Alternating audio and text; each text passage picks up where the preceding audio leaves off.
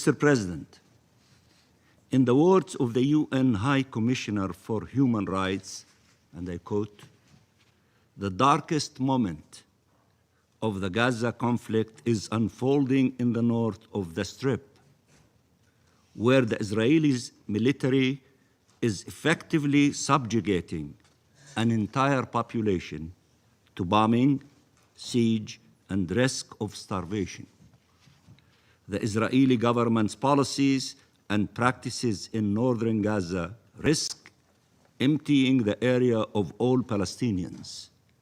We are facing what could amount to atrocity, crimes, including potentially extending to crimes against humanity," end of quotation. The acting Under-Secretary General for Humanitarian Affairs concluded on her part in the Security Council recently, and I quote, "The entire population of North Gaza is at risk of dying," end of quotation. Take a moment to grasp what that means. The entire population of North Gaza is at risk of dying.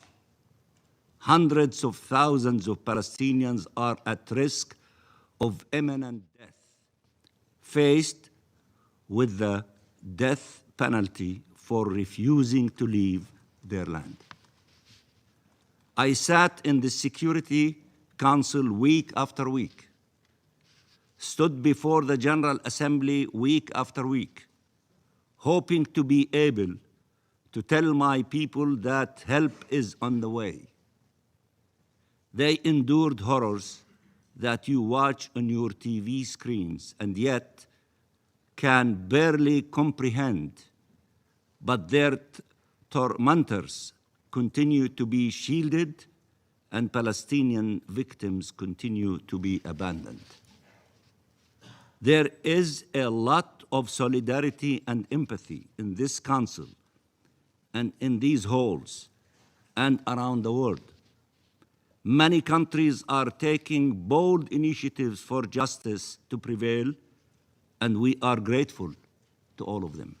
But as we barely scratch the surface of ending Israelis' impunity, Israel continues committing crimes after crime, defying every rule and all states assembled in these United Nations, betting that its will to kill and colonize will outweigh the collective will of the international community to save lives and achieve freedom and peace.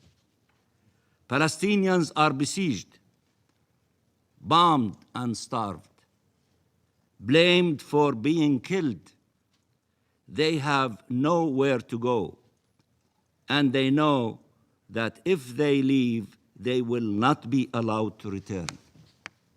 Israel denies that it is implementing the very plan you see it deploying before your eyes. It is outraged to be accused of crimes it has already confessed to. Israel wants to rewrite international law to consider that indiscriminate killing, targeting of civilians, including humanitarians and doctors and journalists, starvation as a method of war, arbitrary detention, abductions and torture, willfully causing great suffering or serious injury to body and health, wanton destruction, forcible displacement and colonizations are all legal as law in Israel. They are barbaric only if committed by others. Israel is inventing a law that adapts to and changes with the identity of the victims and the identity of the perpetrators.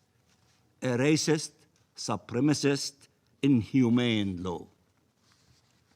Will you allow Israel to dehumanize us further as part of its attempt to erase us?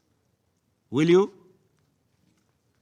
Will Israel succeed in making the destruction of the Palestinian people, starting with northern Gaza, acceptable to you? Or at least convince you it is inevitable and there is nothing you can do about it? There is a lot you can do. The Palestinian people did not surrender, neither should you. I said that more than one time. I repeat it, neither you. Mr. President, the ICJ delivered provisional orders considering that there is a real and imminent risk that irreparable prejudice will be caused to the rights found by the court to be plausible, including the right of the Palestinians in Gaza to be protected from acts of genocide and related prohibited acts identified in Article 3 of the Genocide Convention.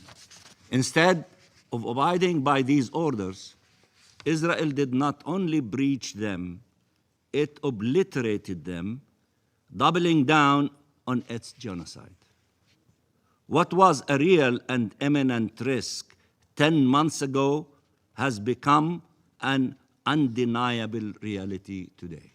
Are states willing now to finally denounce this genocide, especially given Israeli crimes in northern Gaza? Are they willing to act accordingly? If not now, when? Once there are no more lives to save? Mr. President, Israel understands that to be able to pursue its genocidal and colonial campaign, it needs to dismantle the international law-based order or to carve an Israeli exception within it. It understands that the UN, its representatives and agencies, as well as the ICJ, the ICC, the humanitarian community, the journalists, are all obstacles on the way.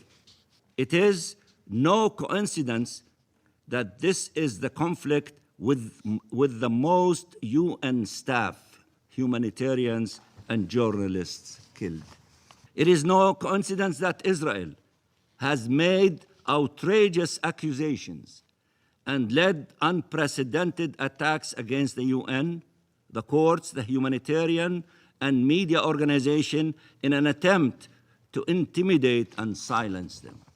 To better besiege the Palestinians, it needs to neutralize those who may provide them with help, those who could shed a light over the crimes against them, and those who may hold accountable those responsible.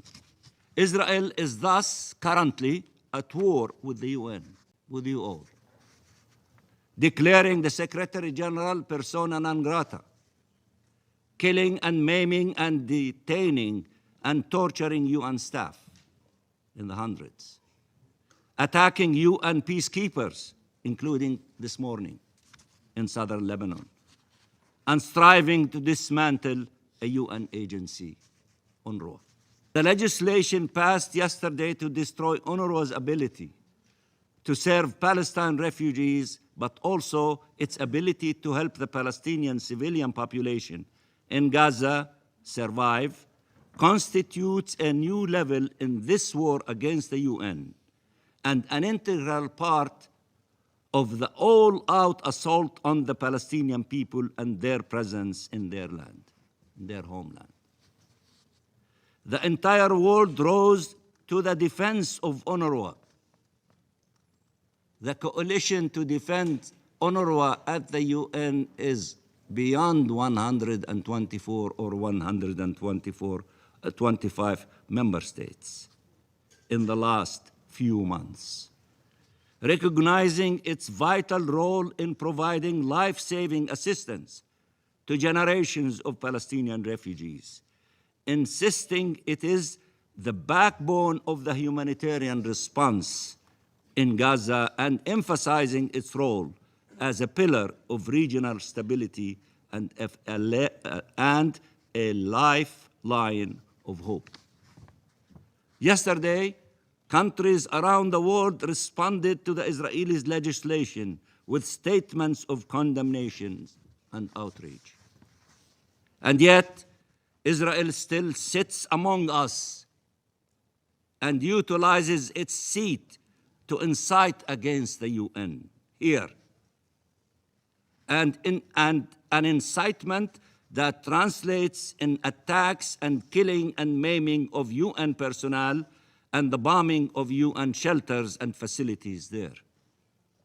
When will the condemnations lead to action and accountability? When? Israel is waiting to see the international response to its actions, and in the absence of deterrence, Israel will move on to the next chapter of its crimes. The genocide is only possible because of impunity. Genocide is only possible because of impunity. Israel has crossed every red line, broke every rule, defied every prohibition.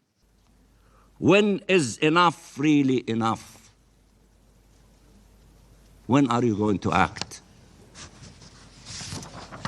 Mr. President, this seat where I sit, where I am sitting, belongs to the Palestinian people.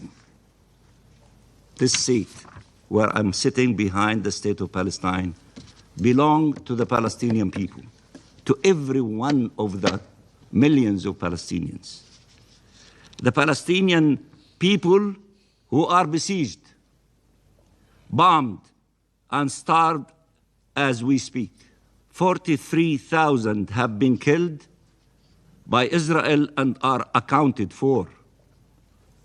Many more are unaccounted for under the rubble, buried under the rubble and in mass graves. 100,000 Palestinians have been maimed, many of them enduring permanent disabilities or amputations. 2 million are displaced. Entire communities endure successive attacks by occupation forces and Israeli settlers. Thousands of prisoners are arbitrarily detained, brutally assaulted, some raped, others killed while in detention, and there is still now no end in sight for their agony. We salute them from this chamber. They are the bravest among us. When council members speak, they should address them, all of them, every single Palestinian. Not me. I will vacate this seat now with one last message. This seat is not empty. It is filled with people enduring unspeakable pain that cannot reach you. You have to reach them.